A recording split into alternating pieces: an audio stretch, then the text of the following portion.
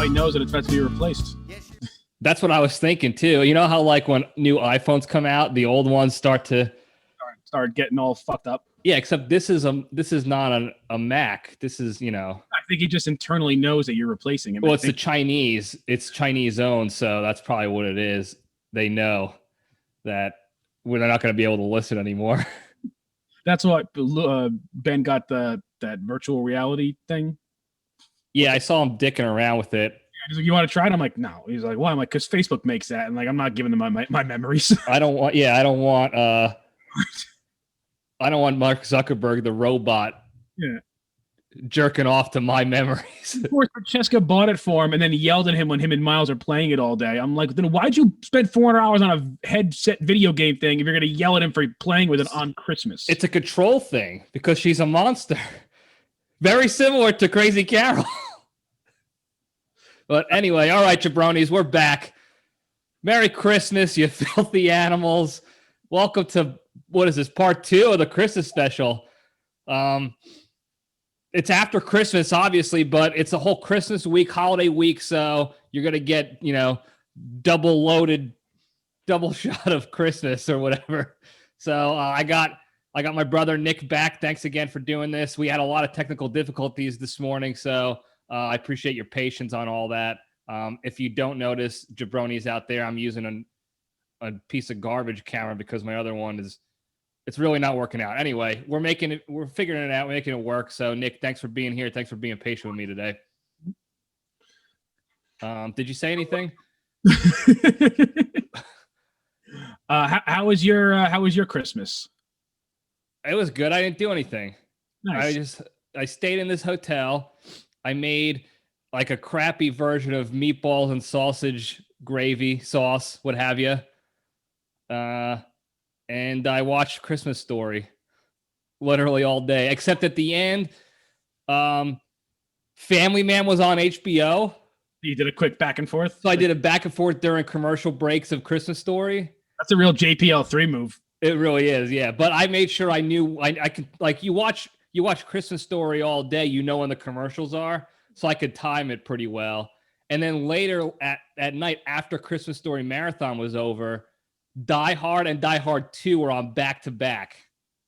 Die Hard 2 is Christmas, right? It's also because they're going. That's why they're in the airport. They're going home for Christmas. Yeah, I don't remember the beginning plot of like why they're both going to Dulles Airport when they're both living in LA.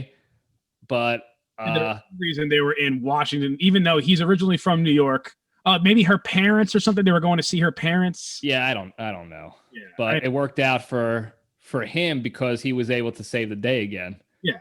So good. Carl Winslow was also had a nice cameo in that one. A quick Twinkie cameo for him. So that was nice. But let's get right into it. I know you've been waiting. The fans have been waiting. I keep getting blown up to when's the next part 2 going to be dropping or whatever. People, I guess, didn't listen to the fact that I said it's going to drop the same time it always drops. So be patient, but whatever. LPD troll page all over your ass. We got a lot of trolls going on this past week. A lot. I don't know if you saw that on the social medias, but I did. I got a couple fan troll pages, so that was nice. Also, a sponsor reached out publicly. I don't think they're called fan troll pages. I think they're just called fan pages. FTPs, fan troll pages. And yeah, one of your sponsors now has an official Instagram page.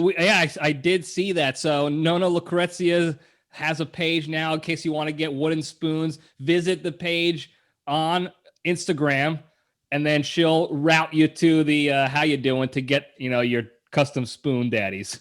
And what if you want it delivered? Well, if you want it delivered, you go to Fongool Gabagool, the app. You could probably download it. So it's not in any app store. You got to go to like some weird third-party app store to get it. You got to download an app to download the app. It's like a guy behind the guy, if you will. Exactly. So real quick, before we get into the whole thing, we're going to be dealing with some like audio delay. I noticed because of the whole tech situation. So me and you, we're always talking over each other like a bunch of animals.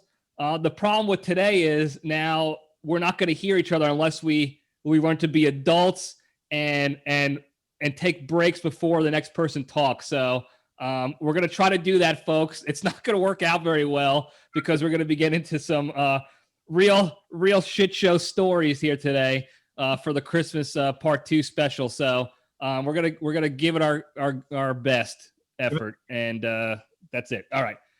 So we'll just get right into it. Step into the cage. Okay, let's run.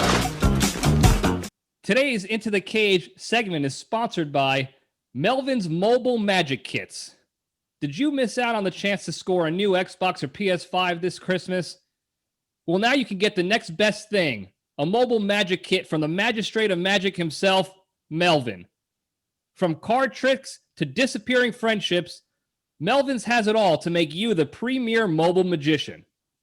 So get your kit today by visiting www.mobilemagic.com/trickfuck to have 3.6% disappear from your first order. Now, I can't dog on mobile magicianry because everybody knows I love magic. I'm a big fan of magicians. When you say mobile, do you mean like street magic, like those guys? Like a kit you could take with you. It's like a little magic briefcase that you could go anywhere, parties, business meetings, bar mitzvahs. Like the Wizard of Oz, but like in the black and white part of the movie where he's like, this is kind of like traveling magician. The traveling kit. Yeah. You could put it on like a bicycle. You could take it in your Uber when you're going to a party, and at any, the drop of a hat, if you will, you could start making coins appear from girls' ears and getting phone numbers and, making panties disappear.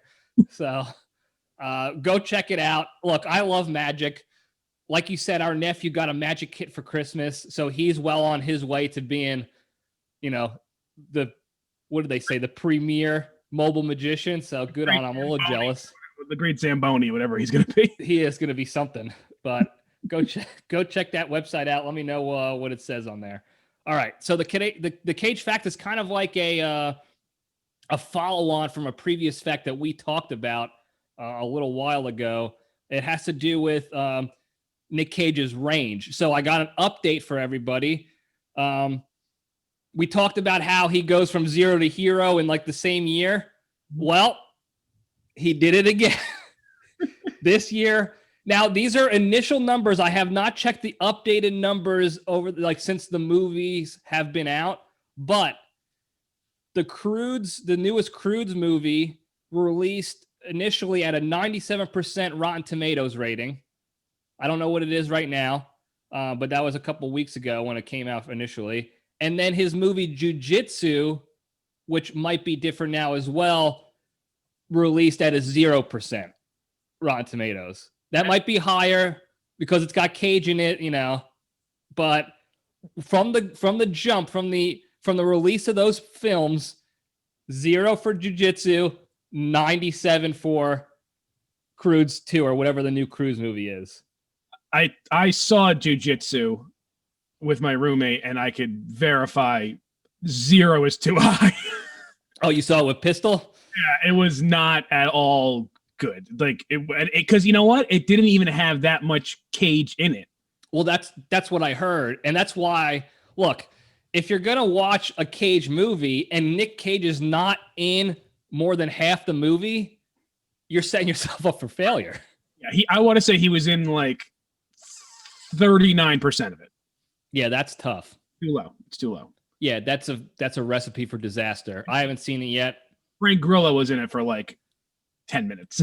Frank Grillo, the guy who played he was the boxing trainer in Warrior, and then he played I can't remember his name, but he was a bad guy in the Captain America movies. Oh yeah, he was part of the Foot Clan or whatever they were called. I forgot what what's the bag. They're damn it, part of the red guys. Hydra. Yeah, they were part of the Marvel Nazi movement. His name was like I want to say Bone Crusher, but it was definitely Bone something. Could be Bone Crusher Maloney. Boneman or something. It could have been the Bowman too. Maybe he got a mobile magic kit and he became the Bowman at all the parties, if you know what I'm saying. We have fun here. Okay. All right, so let's just move into the junction because we got some stuff to talk about. We're going to be talking about like Libretti family Christmas traditions, some funny stories from our Christmas time. So I did want to kick it off. You asked a good question last week about if there was ever a gift that we had in our brains as kids, like the Red Ryder BB gun from Christmas Story that we wanted that badly, like as badly as Ralphie did. I never even asked if you had one too. I was just like, nah, I don't want to talk about this right now. Let's just skip ahead. So for part 2. Yeah. So I don't know if you had any time to think about that or if you even had a gift at all that was, that close to your heart that you had to scheme and maneuver around. Yeah, I mean, because of my ADD, there was never like one life-changing gift, like when you got the 64 and it set up our childhood for years. I mean, your Ritalin was probably a good gift. I want to say that like my favorite though, like opening it Christmas morning was probably, I don't know if you remember, but Mom and Dad got me this like big P-51 Mustang. It was like big though. And wings came apart. I want to say that was probably like the best. Like I was the most excited for that because it was like I could tell it was expensive. It wasn't metal. It was like plastic, but it was like that thicker plastic, and like it was durable, but it was big. It was like probably 1.5 feet wingspan, maybe even more, probably 2 feet wingspan. You could take the wings off and like store it under my bed. But that was it was pretty solid too. It wasn't like a hollowed out like garbage piece of machinery. It was. Imagine if you got like a toy Star Wars fighter. It was that just bigger. So it was like still sturdy and it wasn't like, it wasn't hollow inside. It was like thicker plastic, but yeah, I remember that. That was a good, a good aircraft. It was good. And I could tell that Mom and Dad like worked on it together. Like she totally bought it, but like Dad said, oh yeah, he'll like a P-51 if you find one. Yeah. Otherwise she would have gotten you like a biplane or something. Yeah, like a Zeppelin. Yeah. Like the Hindenburg on fire. I thought you would like it. Yeah, it's realistic, true to history. You should be a professor. Yeah. So, mine we touched on it, last week. Mine was the N64. Now, I had a whole plan for this. So the N64 came out in like 1996. I think it actually when it initially pushed out to the stores. Obviously, we didn't get it in 1996. I think we just were getting like regular Nintendo then. Yeah. So I think it was like 97, 98. I remember I was in the beginning parts of middle school when everybody else already had N64 and PlayStation and Dreamcast. I was looking, Costco just started selling the combo of the N64, 2 controllers, and Star Fox the game. Mm-hmm. And it might have come with a Rumble Pack too. Like Costco was really hooking it up for like $200. So, of course, I asked our parents first, like, hey, I want an N64 for Christmas. The thing has been out for 3-4 years now, and I want to, I'm behind the times. I want it. And I remember Crazy Carol said something like, well, I hope you can afford it because we can't. She was also notoriously like anti, like she didn't mind toys, but she was very anti, like, I don't want to buy you videos or like game. Like she never wanted, because they didn't want us to sit in front of the TV, I guess, all day, but that's all the Librettis did anyway. Like we weren't going on hikes. Right. So it was definitely not going on hikes. Like, just give us something. It was either because they didn't want to watch us play video games. They wanted to watch Patton and Oprah and what have you. Raymond, yeah. So they wanted to control the narrative on the TV. Right. And by getting us a new video game besides Nintendo, this, that would take it away from them. But I took that as, well, I better start raising funds to get this game, to get this system. That when you your biker gang and you would go out and mug people with the killer peepees, yeah, we would go out and find a way. Look, you got to be dedicated to something. You got to find a way to accomplish your goals. Start selling like bubble tape at school. I did everything. I literally tried to do everything within my power as a sixth grader or whatever I was to go scrounge up the cash. So I found all old Christmas envelopes I had in like my dresser with cash in it and gifts. I was cashing old checks. I was trying to deposit war bonds to get money out of. Forging new checks like Catch Me If You Can. Yeah, I was doing whatever it took to get this because listen, if I wasn't going to get N64, it was not going to be because I failed. Right. Our mother said, if I hope you can afford it. So damn it, I was going to afford it. And wouldn't you know it, I was able to scrounge up all the cash to be able to pay for it. I had it in I think I still have the container. It was a little plastic tub that I would put on a marker to tally it up and count to make sure every time. And then I would check every day to make sure somebody like Francesca or you didn't steal any of my money, any of my hard-earned dough. No, I was more worried about stealing sesame chicken out of the fridge. Yeah, you had your own currency. I had my own plan. Your own vault to crack. Which was just this. It was just a refrigerator door. No, like if I wanted to have like the pancakes, I had to like very gingerly open the plastic and like because it had like that snap plastic closer. Oh, the scallion pancake container. It was a very Ocean's 11, and everyone would go, "Where'd all the pancakes go?" Oh, I don't know. I don't know. You got me. I got Szechuan sauce all over me. I don't know what's going on. You got crumbs. You got chopsticks coming out of your ear. But so I got this, and then of course I'm a cocky little bastard. I come in with my cash and a couple of coins, to add up to the total. I was like, "All right, here you go, Ma. Here's the money. Get me my N64." And then she just goes, "You're not getting it." And then that's it. Walked away.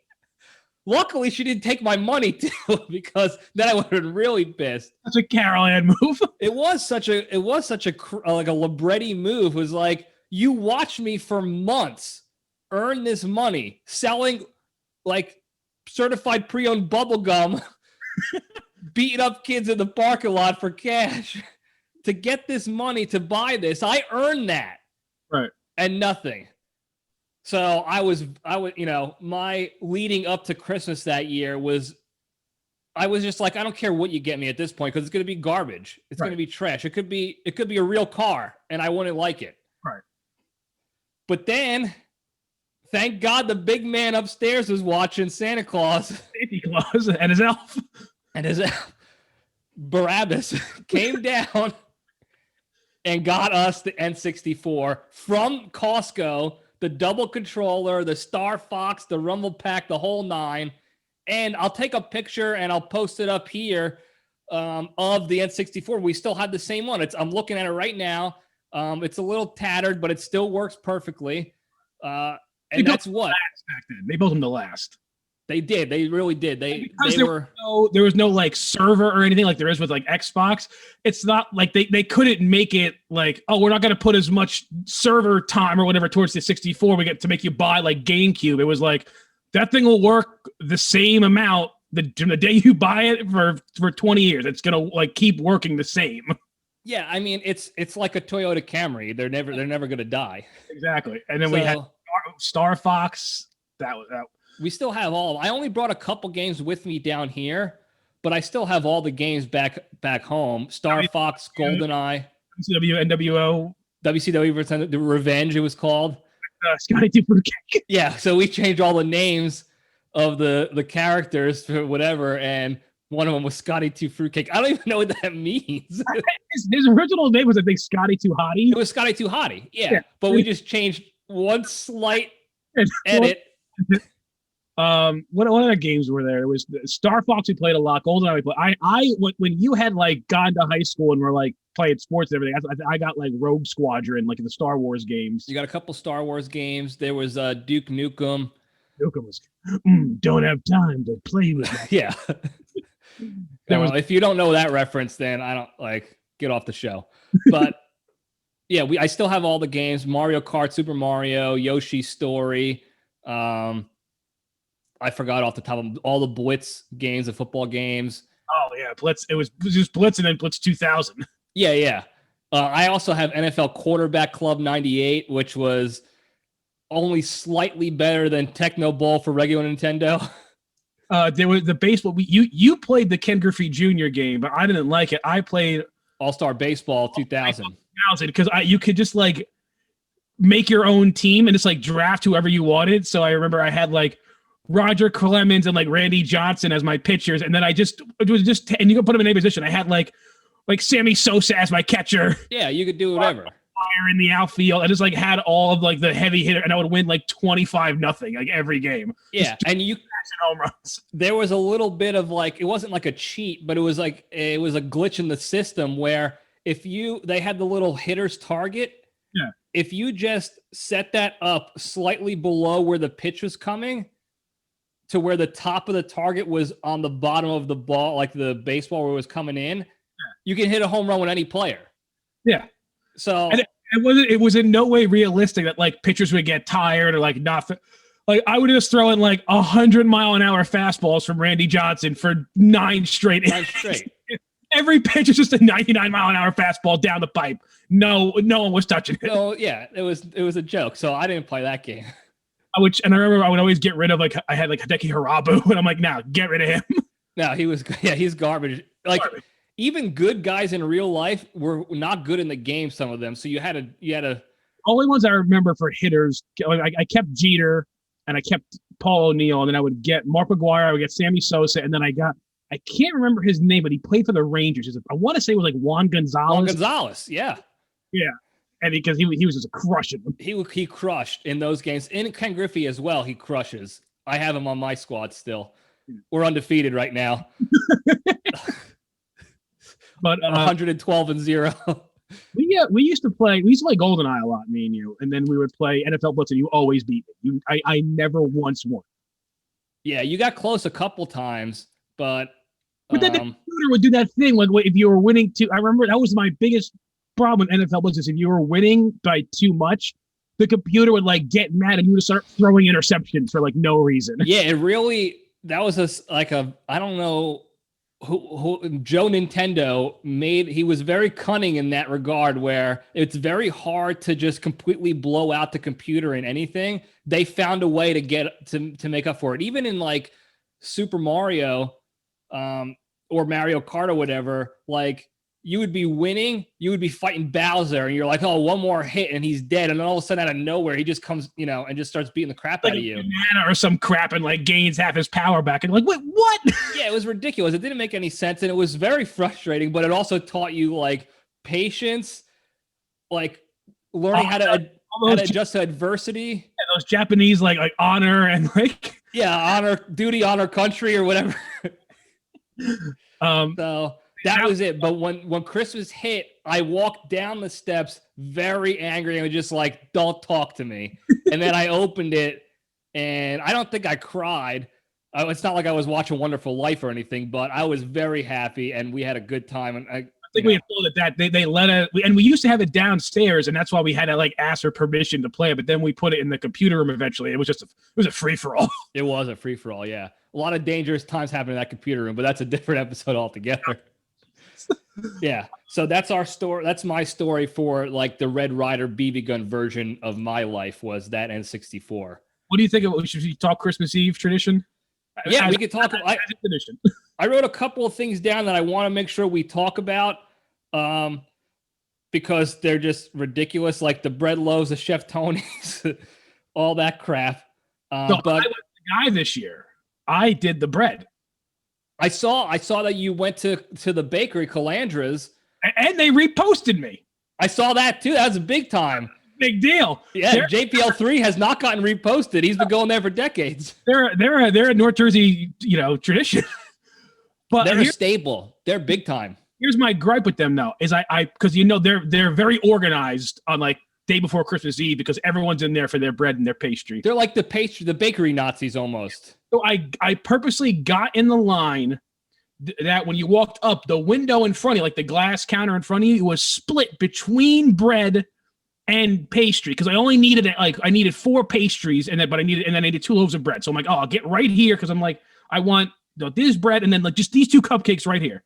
Sure, I get to the front, I'm like, hey, I need 2, regular loaves, a regular and a whole wheat sliced. The lady gets me, and I'm like, oh, and then I need 2 of these Shviadels. She's like, no, you got to get in the other line for pastry. And I'm like, they're right here. Nope, I had to pay for the bread, and then with my bag get back in another line to get 2 Shviadel, 2 cannoli, and 3 Cookie Monster cupcakes. Look, I mean, you're dealing with Italians here. They created one good process. It was the line to get your thing, your item. But what they didn't understand was that some people want more than one particular genre of item. Nope. There's the pastry and then there's the bread. No deviation. You're whatever you're getting in line for, that's all then you have to restart the process. That's it. You just got to circle around like a riptide and get back into the mix. But the bread is, it's well worth it. Oh yeah, it's the best. It's kind of crazy that you only got 2 loaves this year. There was only 4 of us, and like none of us really eat bread anymore. So when Dad asked me to get 2, I was still surprised. I'm like, 2 is kind of a lot. He's like, oh, we're gonna need it. Francesca has 1.9 loaves of bread still at her house. No, this is what happened. I'm telling you, this is what happened. Our old man took a loaf and he's going to put it in the freezer. Have you ever gone into their freezer at the house? Any one of the select freezers they have hidden throughout the house? Every freezer is loaded with bread, frozen bread. It doesn't make any sense. What are you saving all that bread for? Listen, when the end of days comes, when Ragnarok hits, and you're just, I would give anything for just like a slice of semolina. A nice whole wheat semolina sliced. Toasted. KPL3 he'll make the brown sugar toast. Yeah, he'll come in with some. I got to tell you, his cup of coffee and his brown sugar toast, I, for some reason, can't replicate. He just did it better. He got it to the point where it was warm enough, but not too warm, where like the butter was melted specifically that the brown sugar would like coagulate with the butter. He did it very, very good. Yeah, it kind of turned into like, I don't know what the good word is. It didn't melt the brown sugar. It was like an icing, kind of. It was, yeah. It did sort of just blend into the toast very nicely. It's al dente. It really was. So I'll give him that. So Francesca still has it, but I thought like I'm not really eating bread anymore. Like Francesca and Ben, they don't eat, especially Ben. He ain't eating Italian bread. They're eating bread. But look, I love them. I love them to death. God love them, but they're eating fucking bread. Sorry, Terrence, family show. But when we would go to grandma's or to Aunt Rose's, I want to say eat conservatively 8 loaves. Yeah, well, let's get into that. So this is why it's so surprising to us, for you idiots out there in Jabroni land. Every year, we would go to either our grandma's house, Big Margaret, or recently our aunt's house, my dad's Aunt Rosa, who is sister of Big Margaret. She was the queen of queens. So how's it getting weary? Which is another good show, separate episode. But we would go, and it would be a madhouse of people there. At least 20, 30 folks. We were talking about it yesterday on Christmas Eve. Because grandma's house was super small. Tiny. And we went through it at least 30, because you got to remember 5 of us, grandma, grandpa, like just like immediate members was like 10, and then the Patrullo boys, all the family, all the cousins, yeah, the cousins' kids, sometimes friends, and other just random Italian people just decided to show up from the neighborhood all the time. Remember Tommy was dating that year? Yeah, so yeah, anybody at that time, back in his younger cop days, he was just showing off, like writing tickets and just leaving his phone number, but not actually giving tickets. Getting on reality shows in the jacuzzi. Yeah. So anybody he could find. That was back when. So our cousin was on. It was called a limit date. Yeah. And that was back when it was like reality dating shows were wild. Yeah. Now they're garbage. They're practically scripted. They're just for clout and attention. Back then, it was like It was porn that they were filming and calling it dates. Yeah. It was out of control. And we watched Aunt Rosa watched it and then told us that we can't watch it. Yeah, I remember she called the house. Our cousin is Aunt Rosa's son. Good looking fella. She calls at like 11:30 p.m. one night randomly. She's like, "Don't turn on this channel. Tommy's on there and he's doing this and that. And I can't believe he's my son." And naturally, put some lady in the hot tub. Yeah, naturally, I jump out of the bunk bed to go turn on the channel to go watch my idol in action. There's a good story of Aunt Rosa with the bread. Yeah. So we digress. We should do a roundup of the names, not the first names, but the last name. This is the last names of people who are at Christmas Eve: the Librettis, the DeStassis, the Petrullos, and the Peppies. and then sometimes again there'll be random. What's that? The Lupos? The Lupos, yeah. But then there also are random Italians from the neighborhood that, like our father grew up with, that just show up. Hey, it's Danny Butchagaloop. Yeah. It's like, oh, hey, here's a loaf of bread. So back to what we were talking about ages ago. We would go and our father would bring loaves of Italian bread. That was like the party favor. The gift to everybody was like an easy gift. Everybody loved it because this bakery was pretty well known and they had it dialed in the bread department. He would come with 14, 15 loaves of bread and literally bags. I have a picture. I got to find it on the book and I'll post it here. But it's literally giant brown bags over his head filled with loaves of Italian bread. We had an argument with him, me and Francesca, on Christmas Eve because he said, like, "Oh yeah, I used to go the day before and it was a madhouse." I'm like, no, you didn't. We used to have to wait in the car on the way to Christmas, basically in the morning. On the way to get presents and a bunch of food, when we were little kids, we had to wait in the car for sometimes 45 minutes for you to get an acreage worth of bread. Yeah, Christmas Eve morning, he would make all the it was on the way to New York. So it was whenever, but we went. It was that day. It was always that day. The day before. You think our family plans ahead of anything? Absolutely not. So he would get those, pass the breads out. Now there was the 1 year, while we're talking about party favors, that he gave out the Chef Tony's. We talked about that in a previous episode, but that was the same timeline. Instead of bread, maybe he gave out bread too. I'm sure he gave out bread. That's a staple. Yeah, it had to be bread because otherwise they would have run us out of Queens.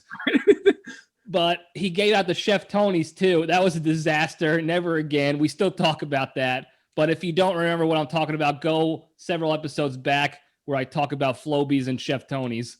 And if we were really good, not even if we were good, if he felt in a good mood on his way out of Calandras, he would like maybe grab us like a Nesquik and or like a buttered roll or something. Like we'd get like some little like prize for us to eat. Oh, I would, because I was always hungry. Well, so, yeah, you were. Here's chocolate milk and bread. Like shut up. Just shut up. Yeah, don't bother us the rest of the trip. In the back of the Durango. Yeah, get in the back. Here, he just throws it back there like you're a zoo animal. Birds down by the creek in Mott. Yeah, like, here, take this. Leave us alone. But what I was about the bread is a one time, and this is after Grandma passed. We were at Aunt Rosa. It was Aunt Rosa taking over the tradition, and Dad brought the bread. Yep. And the next morning, we were older. I mean, we were teenagers at this point. Christmas wasn't as like. It doesn't matter. It was. Let's be clear to everybody. It was Christmas morning. We are opening presents as a family. Christmas morning. Like, and when I say early, like I'm talking like 8:30, because like I was in Mom and Dad's bed by like 7 every Christmas morning. Like let's get going. But we'll talk about that in a second. But so we're opening presents. It's like maybe 8:30, 9 o'clock latest, and my dad gets a phone call from Aunt Rosa, so I guess he was thinking like, oh, she wants to say Merry Christmas. He's like, hey, Ro, how's it go? I think my sister took too much bread. I have no bread here. And she was furious that she thought that her sister, Aunt Marianne, took more than her allotted amount of bread, and she was screaming at my dad on the phone. And you could hear it through the phone. I had 2 plain and 2 wheat breads, and then I now only have 1 wheat bread, and I think she took my bread. And our father's like, it's Christmas. My kids are opening presents. I'm hanging up now. like, what do you want? You want me to call her and yell at her? Like, what am I supposed to do here? Yeah, like, what do you want me to deliver you a replacement bread? Like, I'm not Amazon. Like, well, if it's lost or stolen, I'll like, no, like, once the bread is in your house, it's your problem. It's you're not my bread, not my problem. At the end of the day, it's fucking bread. I couldn't believe that it was like a disaster, like a travesty that the bread was stolen. It was a big bread conspiracy, a Calandra's conspiracy. That was the first time when I understood that, oh, they actually do enjoy getting the bread. Oh yeah. Like, it wasn't just like an appetizer. Like Dad forcing, like, people actually were excited for these New York Italians were excited for this Fairfield, New Jersey's bread. It's a big deal. And again, like you said, you don't really realize it as a kid. You're just like, all right, it's bread, whatever. But when you get the call, the emergency call on Christmas, when you had to stop opening gifts to address the Calandra's conspiracy, that's when you know your family's probably nuts. So what's next on your list? Well, kind of going into you kind of hit on what I want to talk about was the sort of like Christmas morning schedule of events that hasn't changed up and really until this year, pretty much. Right. Our father would be, we would come home from New York from Christmas Eve, big Christmas Eve. We would have the 7 fishes. It would be, excuse me, 30 mobster look-alike Italians that were not really mobsters. So many mustaches. Yeah, a lot of mustaches, a lot of sweat, like a lot of union workers. A lot of dipping in. Yeah, anything. If you had a bowl of liquid like gravy or sauce, or you had a cup of coffee, milk, whatever, somebody was coming by, some random was coming by with a drive-by dip situation. So you had to be on guard all the time. Like the olive oil in the salad, like someone's like doing a scoop job. There's always the sponge. And it's a wraparound.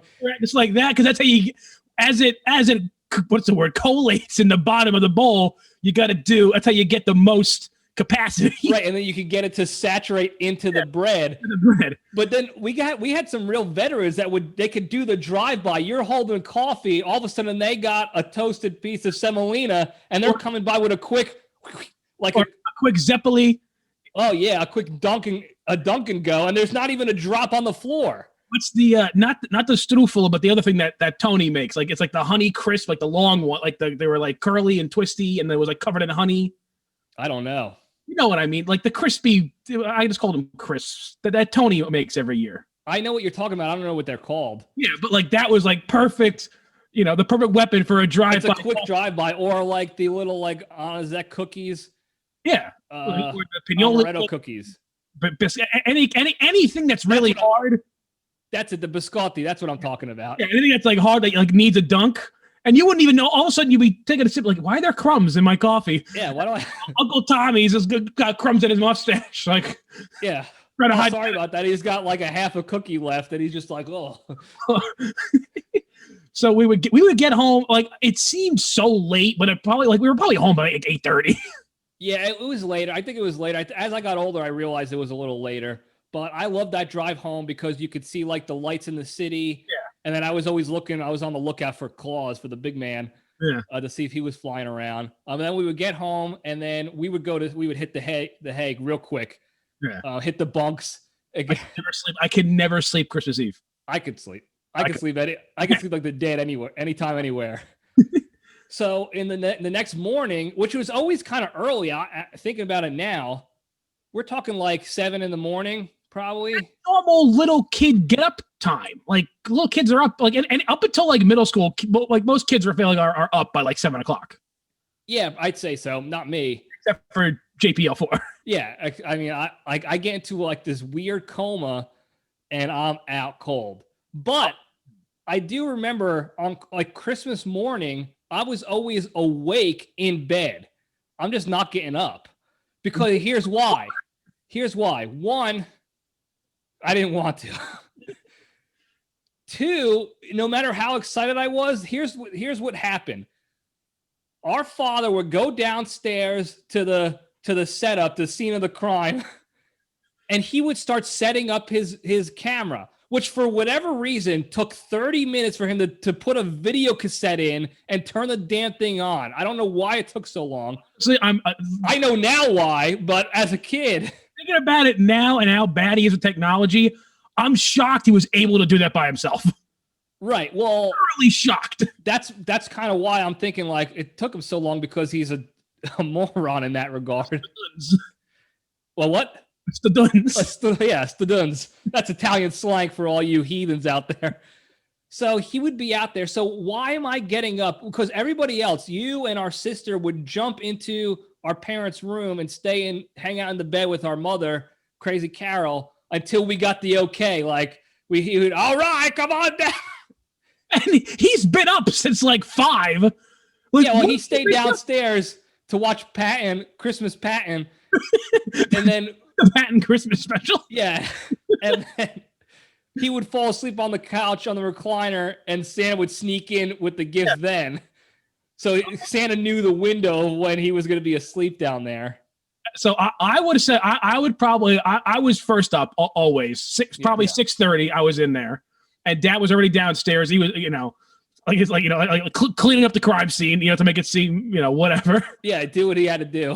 That Francesca would get up shortly, and then it was sometimes it was an eternity in kid Christmas morning time. It'd be like maybe 15-20 minutes seconds. It'd be like 15 minutes before you would get up, and I'm like, come on, can I go get so that was the thing, was that everyone's yelling at me like, oh, we can't start Christmas without you. Meanwhile, that idiot downstairs, our father, is not even close to ready yet. So that's why I was like, I'm not listening to them. I'm staying in bed. I got my bunk bed. I got the high ground. So good luck trying to get me out of there. Literally on the bunk. So I'm hanging out. And after, enough yelling from Crazy Carol on Christmas, threatening our lives, I finally got into the room. And literally within seconds of me walking into our parents' room, that's when he was ready. It was like I knew. I didn't know, but it was almost like I knew. And then we'd go downstairs, and then the presents. Well, first we have the plate with the last remnants of what was a piece of panettone that we left for Santa. Right. So we never left cookies. And I don't know how many other Italian American families do this, but we would leave. It's called panettone, which is like, I don't even know how to describe it. It's like bread with raisins in it and some other stuff. It's like an Italian, like a sweet breakfast bread. Yeah, it's like an Italian fruitcake almost. But it's really that still to this day, that toast, and I can't eat it any. Like one piece of panettone is like more than like it's I can't even eat it anymore because of how thick and like just doughy it is. Yeah, it's so good. It's so good. Yeah, if you toast it at the right time for the right amount of time, it's crispy on the outside, but it's not dry in the inside, and you melt some butter on it. I mean, Santa Claus, he got hooked up, that fat bastard. And so there'd be like a little crumbs or like like a bite taken at it or whatever. Yeah. And a note from Santa, clearly written in the handwriting of our father on like one of his yellow legal pads. One of his work attorney legal pads. He wrote from like 2 kids from Santa, and then it pretty much just had about like, I guess you guys were good enough this year, but you better be better next year or I'm going to hit you. And it was like, hey, did you forget that Santa's writing this and not you? Like, he's not going to say it. You can't hit us, Santa. Our previous arrangement, I'm like, okay, Santa Esquire. Yeah, whereas I'm too. And I was like, all right, well. And then the opening of the presents was normal. We had the big garbage bag for this thing. And then we all went through our stuff. Yeah. And then we had breakfast, which was panettone. Yeah. Maybe a couple eggs thrown in there. Yeah, whatever was left. Yeah. And then we would get like a 15-minute window to like play with our stuff before that's back when we would go to church. Yeah, well, when we had to go to church, and then after we got older, I would have to do altar serving duty. Yeah. Because drafted. Yeah, because I essentially got drafted into it. Like I signed up to be an altar server. Like a Vietnam college student. Like, I don't want to do this. Like, you got it for the sake of for the good of the country. Right. Yeah. Santa Claus is watching. So I did that. And of course, we always got scheduled on Christmas, which our mother loved. Oh, we get to go watch you guys do your thing. And it's just like, shut up. Like, I don't want to. And I wanted to altar serve, and she never let me. Yeah, because she didn't want you to drink all the wine and eat the wafers. Just dip it in wine. Like, you're just sitting. It's just shit, but like, what are you going to do, Yeah, you're sitting up in the corner, and then the priest asks, like, oh, let's do the Holy Eucharist. And you're just sitting there like, oh, sorry. I'm toasting them like on a candle. Like, and then mom's going to have to hit you in church. Like, that's. Which she didn't want to do, but she would do. She would do. And it would be one of those things where it was like, you made me do this. So we would do church, and then we would come home, and then we would go. I miss this part of Christmas. I like what we do now, like the kind of this day of chill, but I do miss going to Uncle Ron's. Yeah, so we would go to our Uncle Ron, which is our mother's brother. Ronald. What's that? Ronald Scalinci. Oh, Big Ron. Big Ron. Also with a mustache. Oh. What a mustache. A real good one. Look, we could have a week's worth of episodes dedicated to mustaches. Just in the family. Yeah.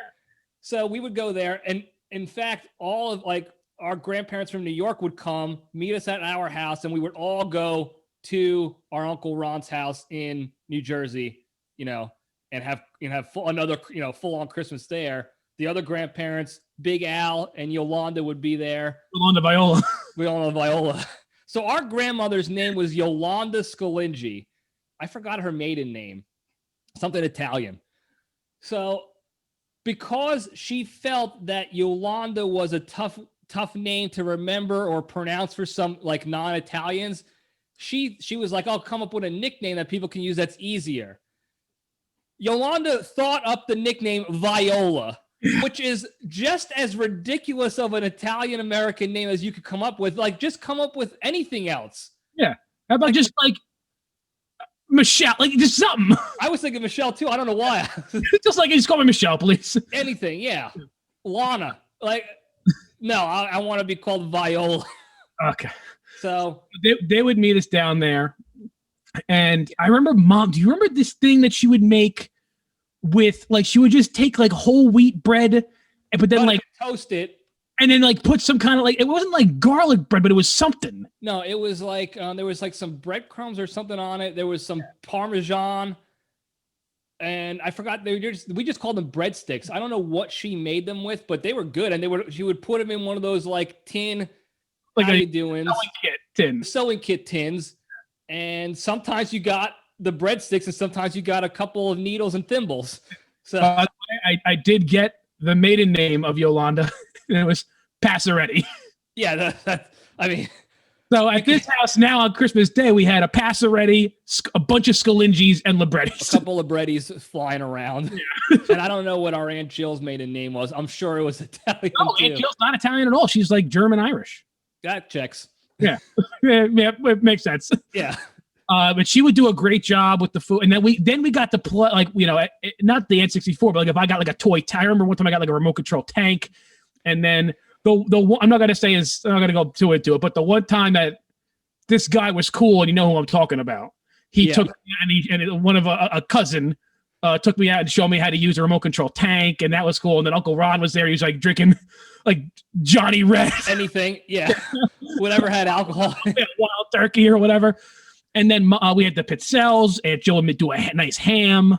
Oh yeah, it was a full-on meal after the Christmas Eve full-on meal. Yeah. Oh yeah, it was back-to-back full-on meals. Right, and and people have no idea why like our entire family has heart disease and we're all fat.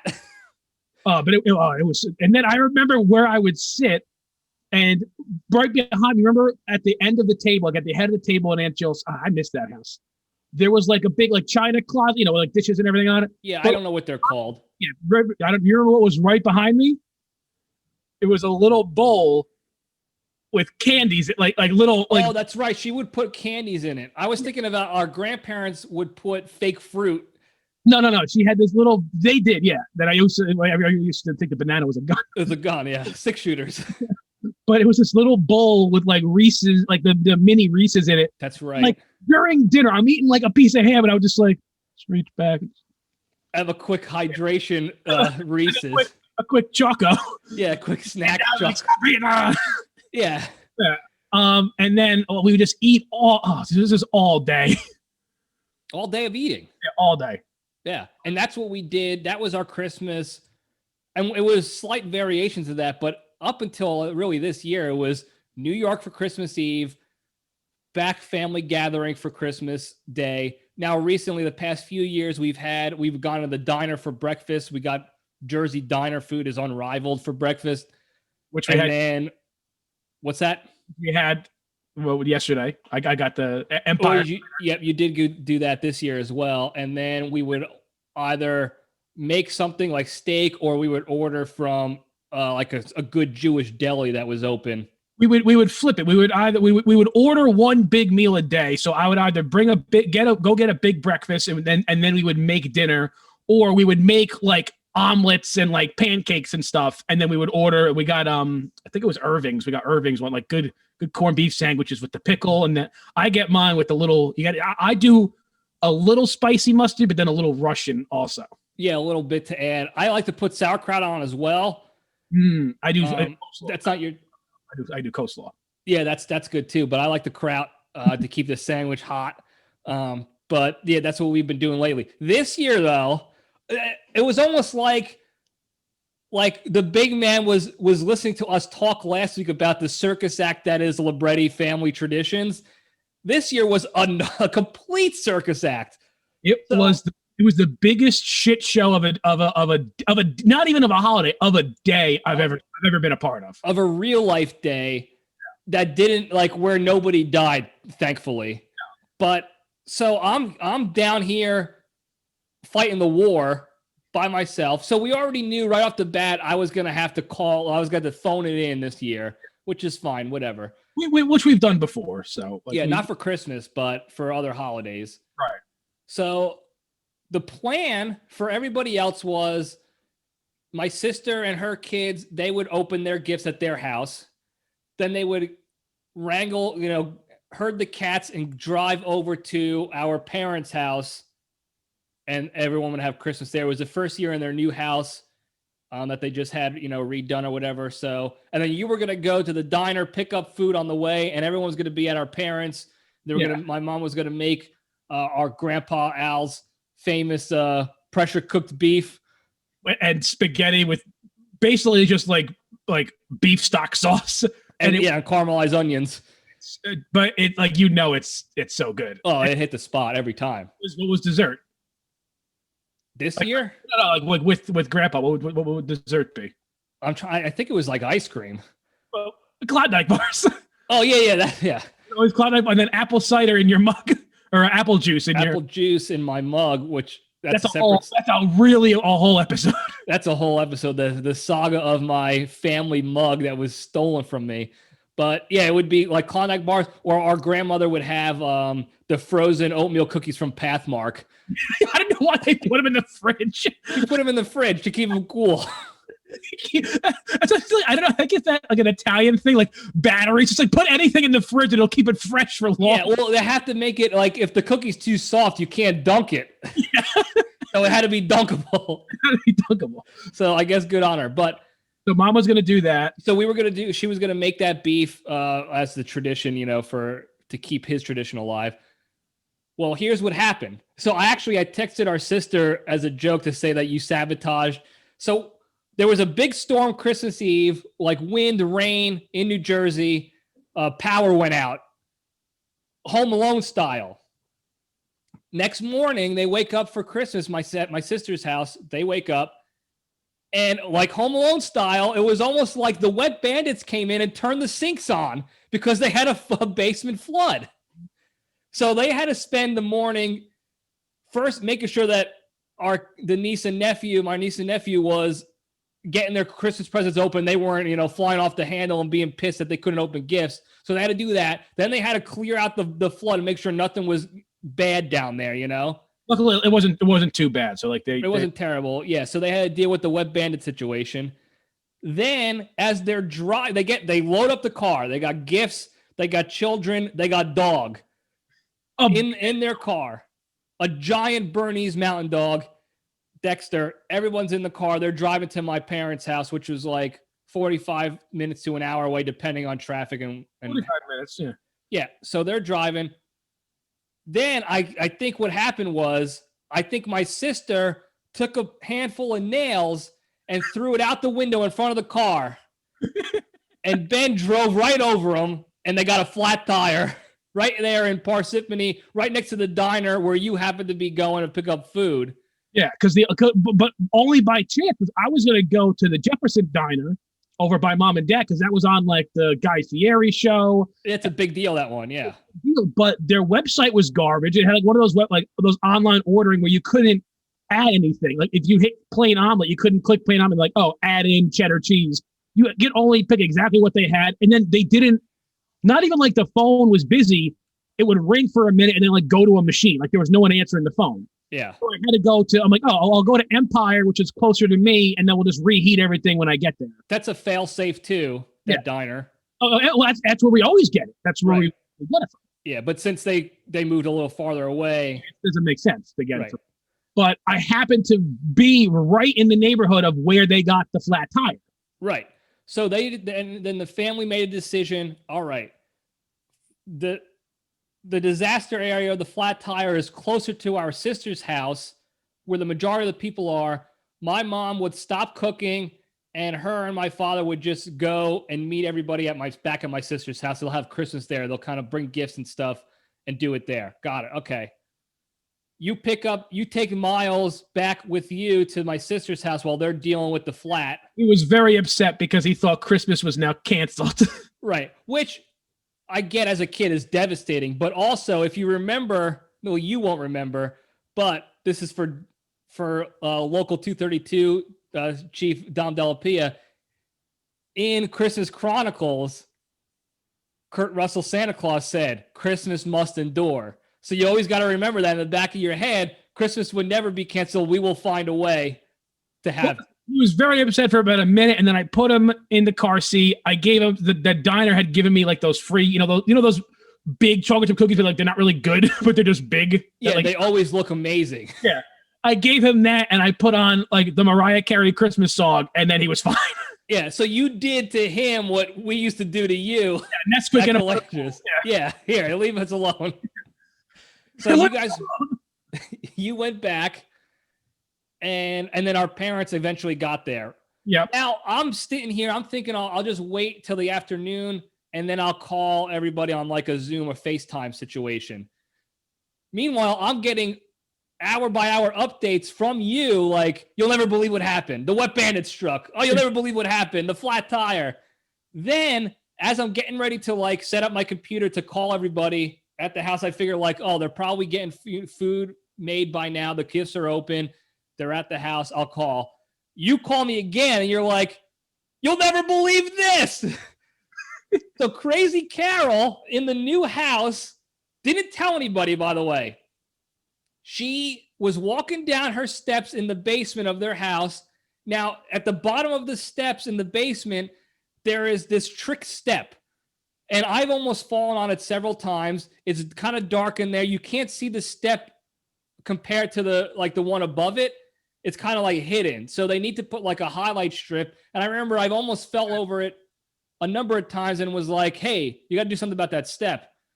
Well, Crazy Carol missed the step, fell on her head.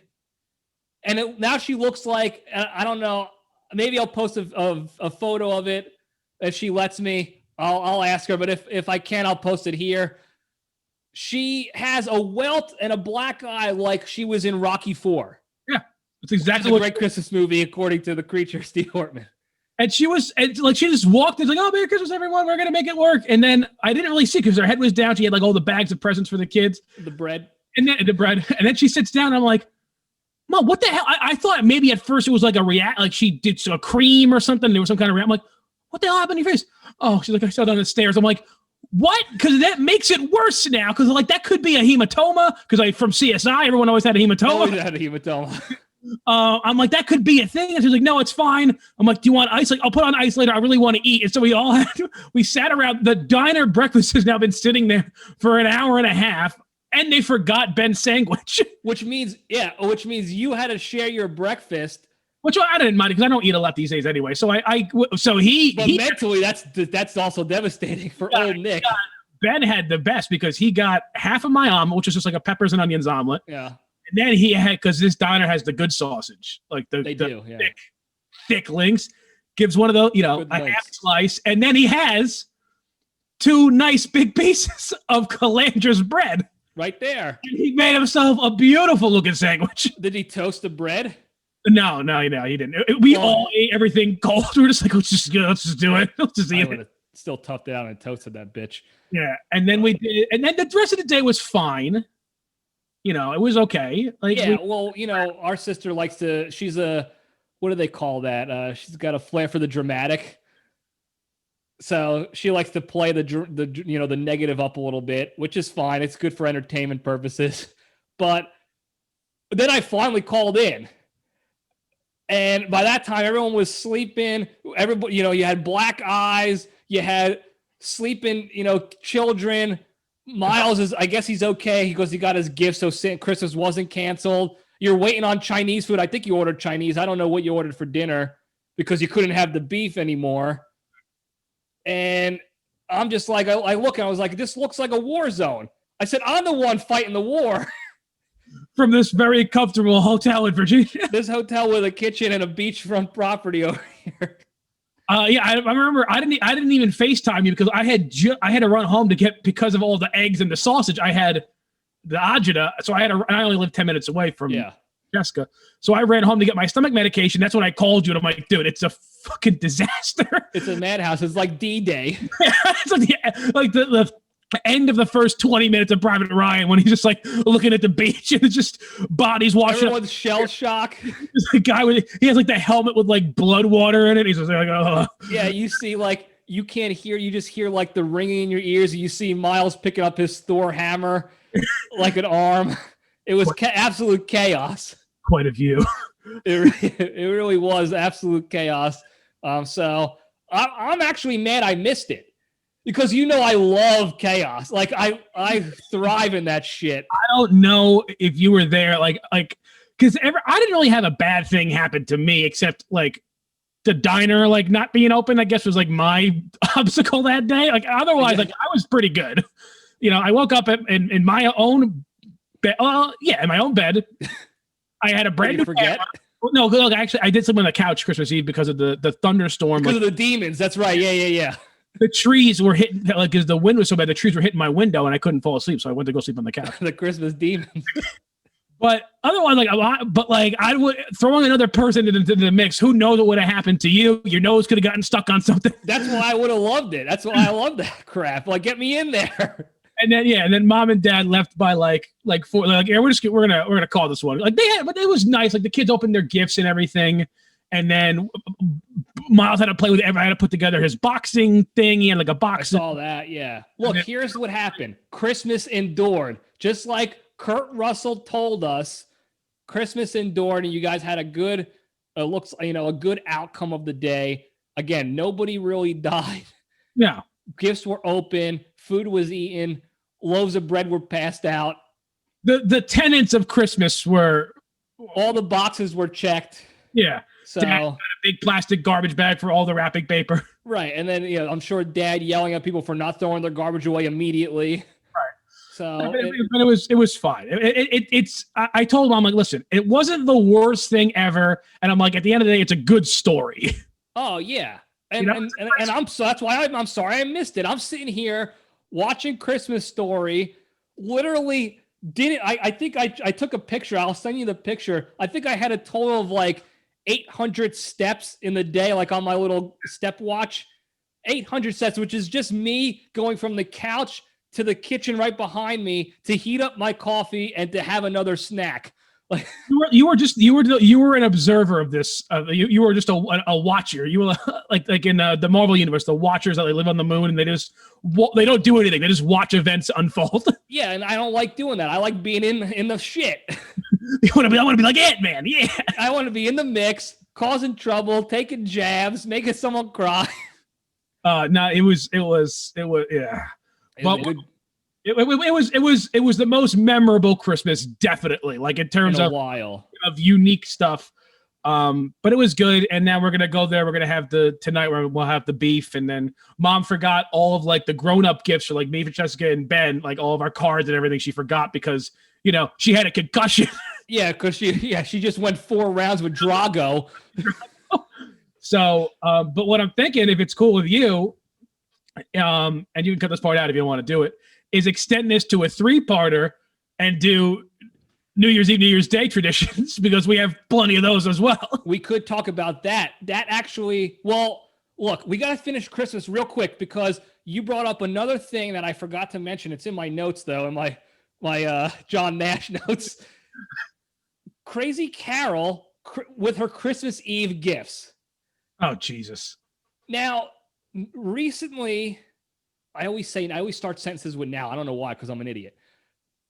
Recently, the past couple years, she's been getting gifts, like gag gifts on purpose, because she knows they're stupid and funny, and I like them. I don't know how everybody else feels. But years ago, she would always get us a cheap little gift that we can open on Christmas Eve that Santa would give us on Christmas Eve at Big Margaret's house to shut us up, essentially. And then Christmas Day, we'd open the rest. There was a weird period of time where we were too old because like a fake Santa would stop by Christmas, like some guy from the neighborhood like would stop by Christmas Eve, like as Santa for the kids. Yeah. And when you were younger, like they would, mom, like the aunts and uncles, they would be real presents in there for you. But then like middle school, early high school, we wouldn't get like real presents. We would get these kind of presents. And then as we got older, college and etc., they would turn into like more of a gag gift. But originally it was not a gag gift. It's like Mom like, oh yeah, you could actually like use this. Yeah. So one year I remember in particular, she got another as seen on TV. I'm sure our father was the one who purchased them on TV, were the tap lights. The ones that you can like stick to the wall and then you tap them and they turn on. Because she wanted them for our closets in our room so that she could see in the closets. I don't know why she needed to snoop around our closet. Like really a tap. Like you really had to push it. Like it wasn't a tap. It was a just give us a switch. Like it was, and they never worked. It was no easier than a regular light. No. And we were the ones in charge of trying to hook it up. I had to hook mine up myself.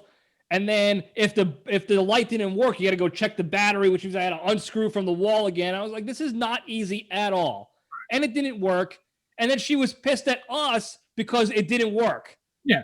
Like we didn't make it work. So therefore it's our fault, not the Chinese who created this fake light / listening device. And then there was the one year we got those recorders. Yeah. So we got these little keychain recorders that she thought would be fun. This is back before iPhones, obviously.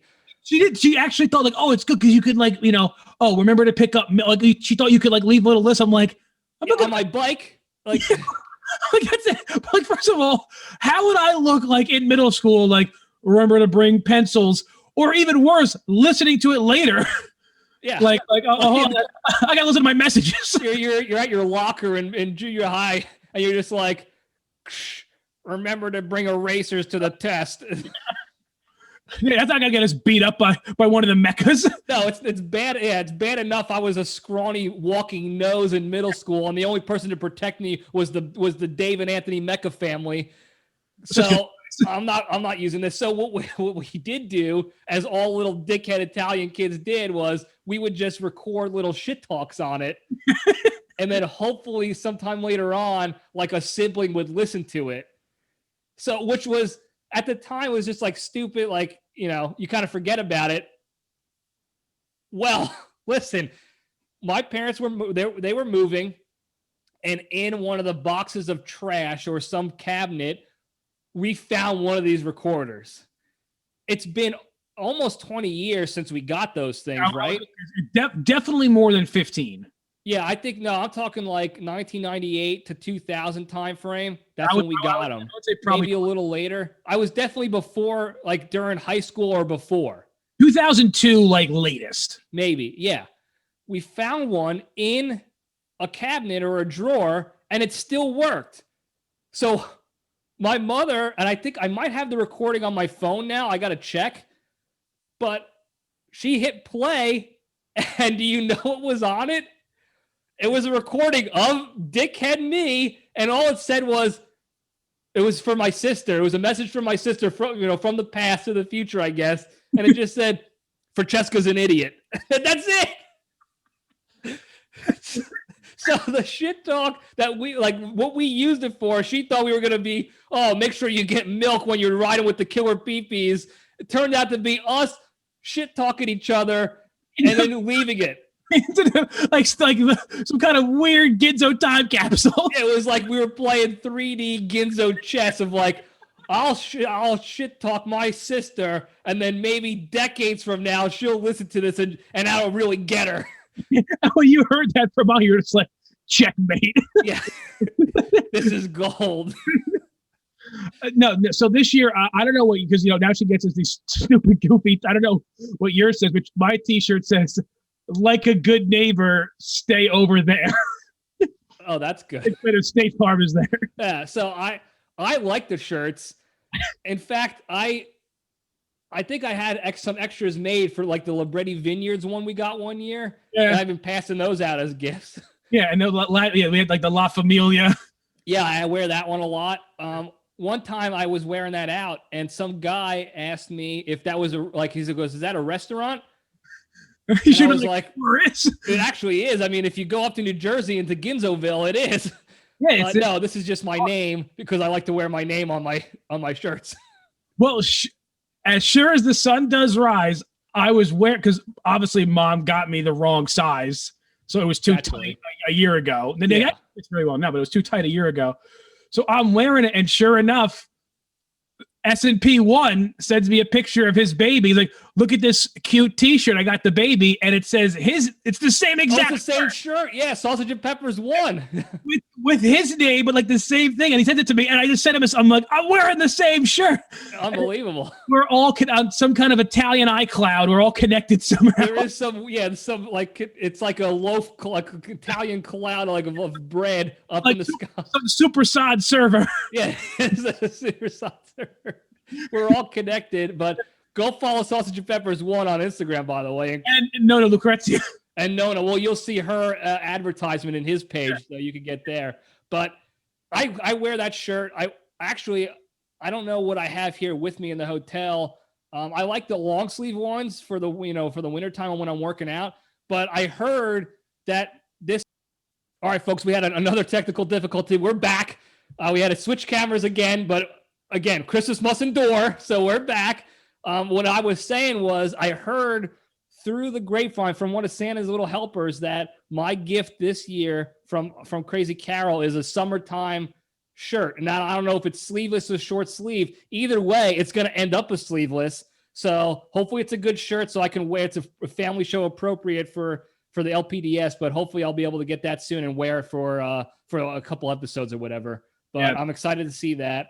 But that's a tradition that I always look forward to. My sister, like, she doesn't like it for whatever reason. She pretends to be annoyed by it. I think she secretly likes it because I see her with the shirts on all the time. But she just likes to be like, oh my God, why? Where like me and you, like, here we go again. And I'm just like, yeah, another shirt with my name on it in case I forget. One year, actually, I'm pissed about this. One year she got these really stupid, funny piggy banks.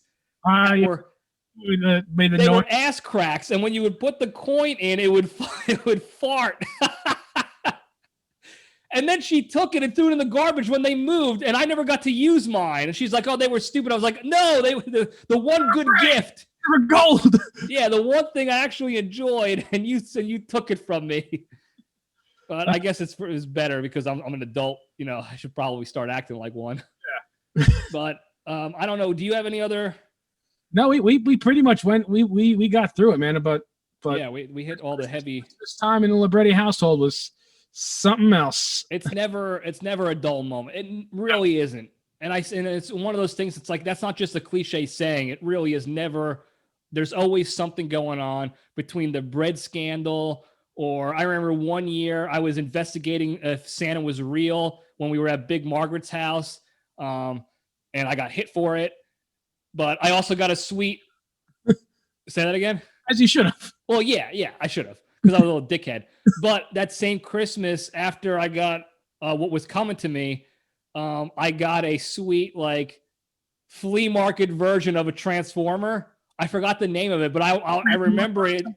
The image is ingrained in my brain. It was like a red Transformer that was supposed to be a fire truck, but it never actually turned into a truck. We just got it at the Aqueduct Flea Market, and my grandmother wrapped it for me. At the Liquidators, yeah. So I remember that was the same Christmas when I was looking to see. I was like, man, why would Santa come today and tomorrow too? There's something's up here, something's fishy. And they put the kibosh on that investigation real quick. A few slaps, and then as you would cry, like, no, here, have this biscotti, you'll be fine. Yeah, dunk it in the milk. Oh, look, you want a little coffee? Yeah, here's a little espresso. You're 6. Here's a little espresso. Yeah. So, yeah, that's that. We could possibly do a New Year's. I don't know what my schedule is. I am going to record it probably Saturday after New Year's Eve, because New Year's is Friday, right? New Year's Day is Friday, yeah. Yeah, so I'll probably record against the Saturday after.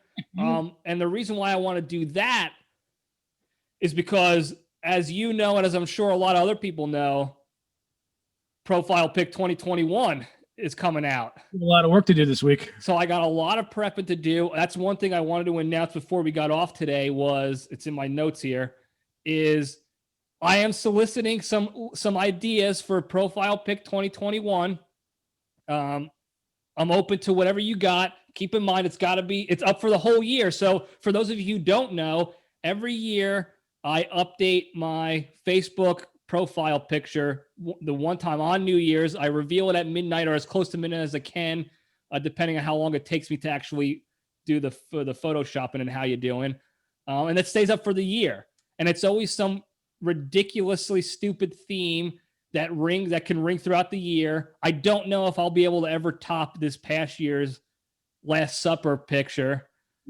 But well, I'm open to ideas. Keep in mind though, it can't be just one of those like one-off trendy, like what's popular right now. It's got to stand historical significance. It's got to stand the test of time, right?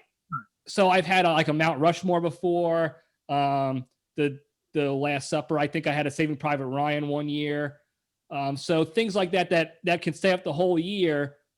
That is not going to be like, oh, let's do, put a mask on your face, social distancing. Like, I'm not doing that crap. Like, that's so stupid. Let's think with our brains here, critically analyze and think about this, from an adult perspective. But anything you got, send me the feedback. And then I'll get with you, Nick, offline to see if we'll have a New Year's special. That'll be sort of like in the 11th hour, I think, depending on how busy we both are. But yeah, you know me, I'm always open to having you on anytime. It's a lot more fun for me to have a guest to talk to as opposed to talking to my camera like a Ted Kaczynski, because you see what happens when I'm sitting in a room by myself all week. Nothing good ever happens. So I'll let you know. That's good. But thank you again for being. I think that's all we got, right? Yeah. So thanks again for listening. I hope you guys had a Merry Christmas. And if you celebrate Hanukkah before that, I hope you guys enjoyed that holiday as well. Let's keep in mind, I didn't mention it last week because we were talking Christmas movies, but always remember, this feeling of being, grateful and good to other people and thinking of others, that needs to endure as well. Just Christmas endures, but so does that. That should endure as well. It's going to lead you to a better, happier life. I love Christmas time, like the whole month, because it's always just naturally happier for me, and more positive in that regard. And I wish that can just, again, endure throughout the year. So it can be done. It's very possible. We talked about it several episodes ago. Always remember that, your goodness and kindness and thinking of others can extend out each and every day after a holiday. It doesn't just have to end on Thanksgiving or end on Christmas. Think about that. The 3 things I always say: exercise, think about others before you do something or say something ever. Think about the other people in your life or whoever you're going to be going after on text message tough guy in. And then be grateful and thankful for all the good that's all going on in your life right now, because there's some people in way worse situations than us. So always think about that. I couldn't be more grateful that I was able to have even a FaceTime Christmas with you guys. Again, there are people overseas fighting wars that couldn't even do that because they have crappy internet, or they're actually out literally fighting an operation or whatever. So I couldn't be more thankful. I always thank you 1,000 times for being on, and because I mean it. It's awesome that to be able to actually have this with a family member like that. So I appreciate you, Nick. I appreciate all you guys for listening and providing feedback and being fans and actually enjoying this shit show that is LPDS. So thank you guys again. Merry Christmas. Stay tuned. Give us your profile pick 2021 ideas. Stay tuned for next week. Maybe we'll have a part 3 special for the new year. But I love you all, and stay strong. And I was talking to your mother.